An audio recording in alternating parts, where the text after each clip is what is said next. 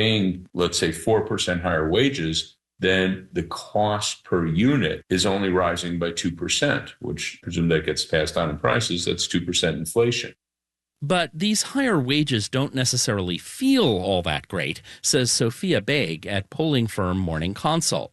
Consumers are reporting softening feelings about the economy when it comes to the current purchasing power and their current personal finances. Especially consumers who've been pushed to the limit by higher prices. Middle and low-income consumers have had a drawdown in their savings, whereas high-income consumers, their stock of savings has been increasing.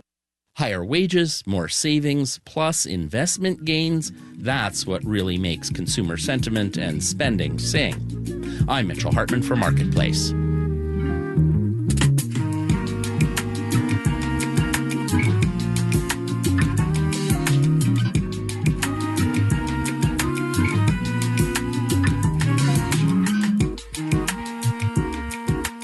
The time has come with the waning days of summer to bring our summer series, My Analog Life, to an end. Snapshots of how technology has changed our jobs. 3 stories through the show today of analog jobs from 3 of our regulars. First up is Gretchen Blau. She's a customs broker at Logistics Plus in Erie, PA. I started at Logistics Plus 16, 17 years ago. We started doing customs brokerage about 11 years ago.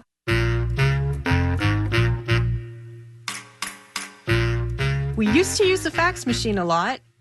What we would do would be if customs CBP would request documents to look at, we would fax them. We'd have to print out the file, then we'd have to scan it into the fax, and then send the fax. So it's a little bit cumbersome when you have to do it that way. I had one port where I went to fax something and I said, well, I put on the cover sheet. No, you're not supposed to have a cover sheet. We have too big a volume. We can't do the cover sheet. Okay, fine. So how do I know that you got the fax? I'm just calling to confirm. Well, then you have to look at the readout on your fax machine. Which, okay, that's cool. But I know it's sent properly. I know it says that it received properly, but did someone in your office lose it from getting from the fax machine to your desk? What's different now in terms of filing any kind of paperwork with customs is it's stored in our system. We just do a couple clicks and, indicate which files we want to upload. We hit a button and then we get a verification in our email. We're not using faxes at all if we can avoid it. We always ask people to email the documents, or we will email the documents to them, just because it's so cumbersome and we don't have a dedicated fax machine anymore. Gretchen Blau, Logistics Plus, Erie, PA is where she is. More analog memories from Marketplace regulars in just a little bit.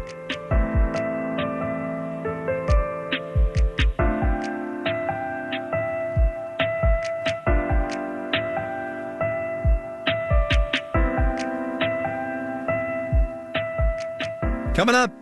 The beginning of my career and probably my retirement will occur in the same city. Got to be consistent, right? First, though, let's do the numbers. Yeah, the Wawas. Maybe for the week, too. It was a weird week. Dow Industrial's off 410 points, 1%, 40,345 for the blue chips. NASDAQ off 436 points, 2 0.6%, finished at 16,690. The S&P 500 gave back 94 points, about 1.7%, ended things at 54 and 8. For the week, the Dow lost 2.7%. The NASDAQ dropped 5 8/10%. The S&P 500 down 4 1/4%. I will note here that today is National 401k Day. Do not, repeat, do not check your 401k on days like this.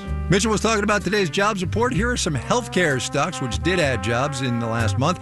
Tenet Healthcare Corporation down 5.3%. Johnson & Johnson down 0.4%. Abbott Labs up 0.7%. You're listening to Marketplace. Marketplace is supported by the Pacero Center for Financial Markets and Policy, presenting the Financial Markets Quality Conference, an opportunity to explore the intersection of finance and policy with global financial leaders at Georgetown University on September 17th. And by Bitwarden Password Manager. Bitwarden is designed to offer password security from any device at any location, securing both sensitive business information and personal accounts. Learn more at bitwarden.com. And by the Peter G. Peterson Foundation, a nonpartisan organization dedicated to raising awareness and accelerating action on America's fiscal challenges to build a brighter economic future for the next generation. Learn more at pgpf.org.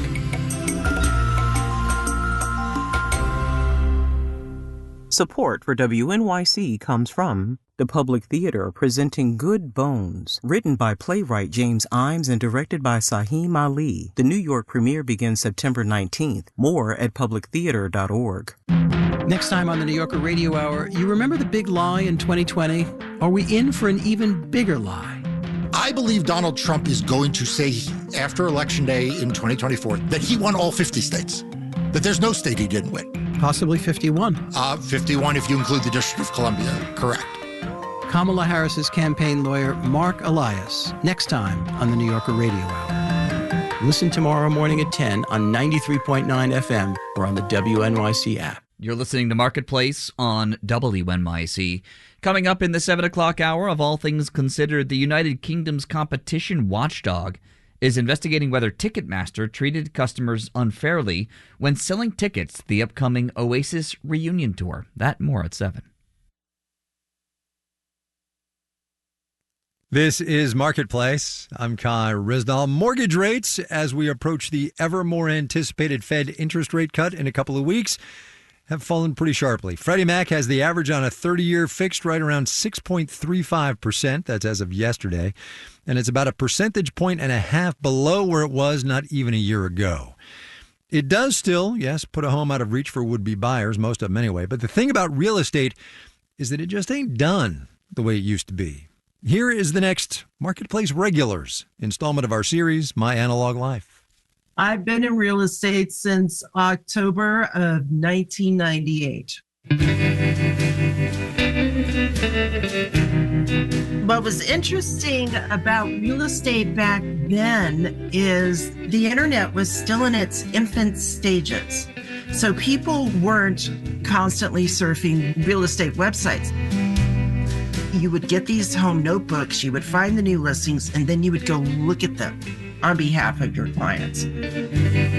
If there was very strong interest, you would get, I'm laughing thinking about this, get a disposable camera where you could take photos, then hustle off to the 1-hour photo lab and take it from there.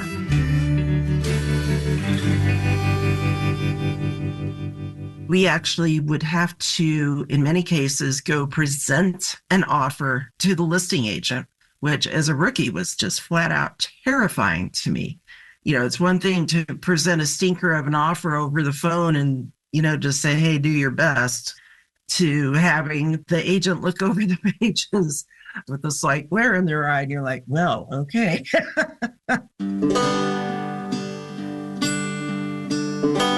When I started in the late 90s, establishing a name and a presence in a city of about 70,000, the way we did it back then was consistency. Print advertising, television commercials, billboards, and as print advertising has gone, agents are trying to become real estate influencers. That fascinates me. And I am so happy to be on this end of my career. Mindy Palmer doing real estate in Missoula, Montana. One more installment coming up in a second.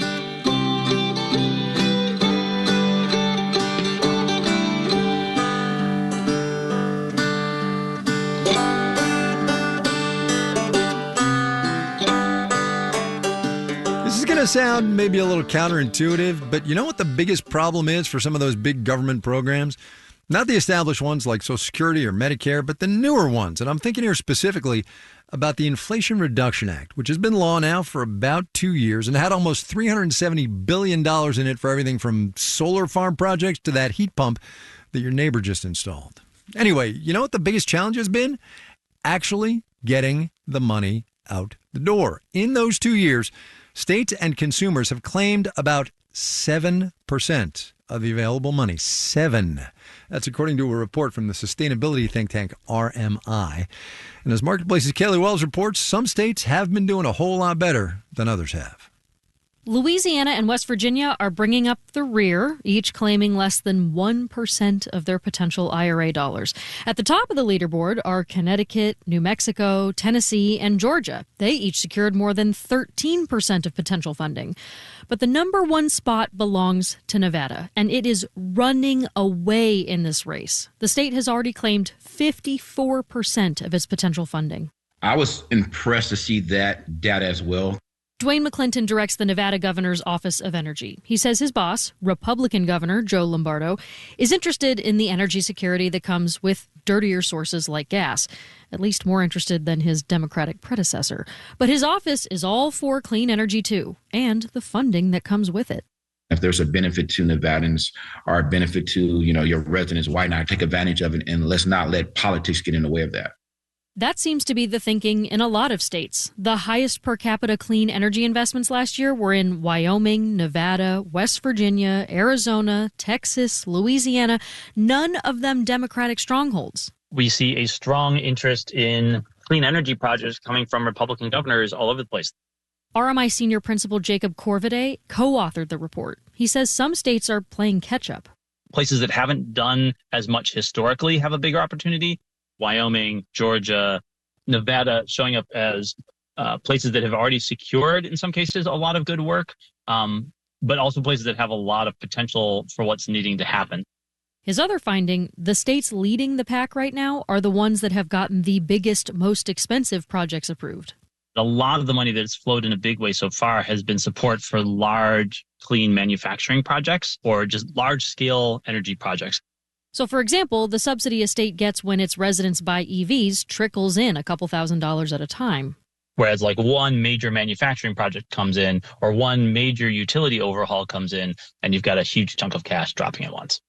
That's likely what's happening in Connecticut, says Jason Velasquez. He's the Climate, Energy, and Justice Policy Associate at a nonprofit called the Acadia Center. And he says Connecticut has secured several IRA awards, but the big one is a plan for an interstate freight corridor lined with EV chargers. Given that those transportation sectors are largest emitter in the state, having that is a really, really big push for us. Velasquez also says Connecticut is an early leader because the state had several plans ready to go when the IRA funding became available. A lot of these programs and policies were already sort of being either passed through legislation or being supported through budgetary means, but having the supplemental capacity of the IRA really just boosts some of those efforts.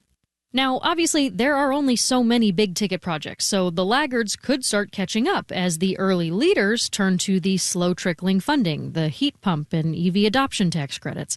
But Jacob Corvidae says that gap will only close if the lagging states start playing the game. Or are we going to see sort of winners and losers emerging depending on who managed to secure both the large projects and a broad adoption of these technologies? We're 2 years in, which means the IRA's got 8 to go. States that want funding for carbon capture, energy-efficient homes, and clean vehicles have until 2032 to apply for it, presuming the next administration continues to support it. I'm Kaylee Wells for Marketplace.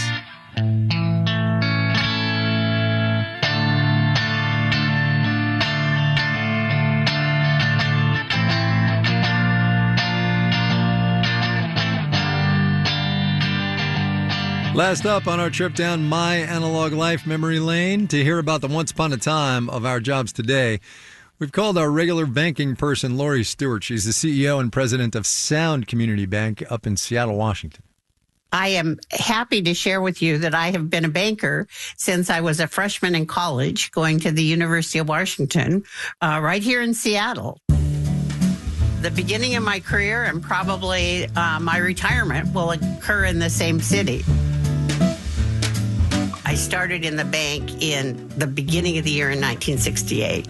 When I think about how the role of a teller has changed, there's only about one constant over the years, and that's that there's still money, cash money involved. But other than that, it's really different. Much of my job involved people bringing their passbooks in, and we had ledger cards, which nobody probably even knows what a ledger card is, but a stiff card that would fit in this great big posting machine that had the record of the individual passbook. And so you'd put the ledger card in the machine and you'd put the passbook in the machine and you'd post. Did they make a deposit or did they make a withdrawal or did they get some cash? Those days are totally gone. I do miss those customer interactions. We're all so busy now. Customers will text me as much as call me or stop in to see me. So it's less personal and connected. But I don't miss any of that other stuff. I don't miss posting in those passbooks or putting Micker and coding on the bottom of checks so they could run through the system. We don't even clear checks now. They stop. We just send an electronic image. So I don't miss any of that stuff. Also, checks. Lori Stewart, community banker, starting and likely ending her career in that same city. That's it for this series now, but if you do want to tell us about your job, analog or otherwise, write to us, would you? Marketplace.org/myeconomy is where you do that.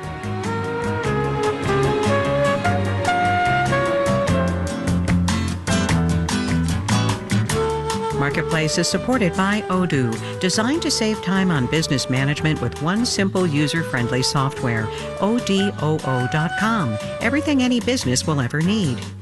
And by You.com, using AI to power workplace productivity. AI agents that help with research, multi-step problem solving, and content creation. YOU.com.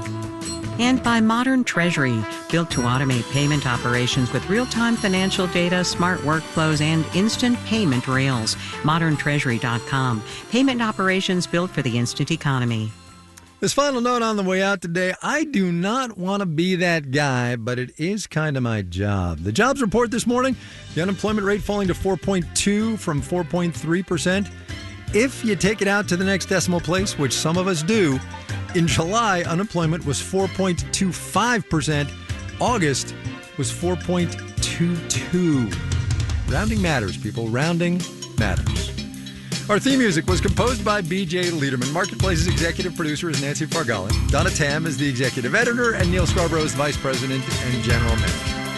I'm Kai Risdale. Have yourselves a great weekend, everybody. We will see you back here on Monday, all right?